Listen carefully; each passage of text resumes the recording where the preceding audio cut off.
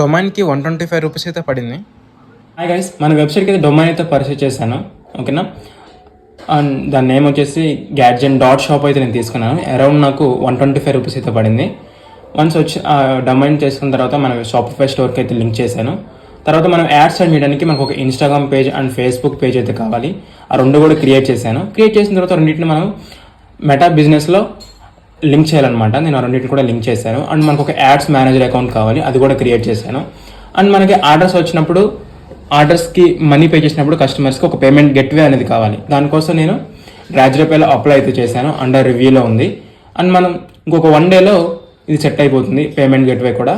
ఇక మనం ఇక యాడ్స్ రన్ చేయడం ఒకటే బ్యాలెన్స్ అయితే ఉంది. అది కూడా నేను మండే నుంచి యాడ్ స్టార్ట్ చేస్తాను. అండ్ నేను ఏ ప్రోడక్ట్ తీసుకుంటున్నాను, యాడ్స్ ఎంత బడ్జెట్ పెట్టి రన్ చేస్తున్నాను, ఎన్ని ఆర్డర్స్ వచ్చాయని కూడా నేను నెక్స్ట్ వీడియోలో చెప్తాను. ఇంకా డైలీ 30 డేస్లో మనం 1 lakh ఎర్న్ చేద్దాం అనుకున్నాం యూజింగ్ డ్రాప్ షిప్పింగ్. మీకు ఇది పాసిబులా కాదా అని తెలుసుకోవడానికి ఫాలో చేస్తే నేను డైలీ అప్డేట్స్ని ఫాలో అవుతూ ఉండండి. Okay, thank you.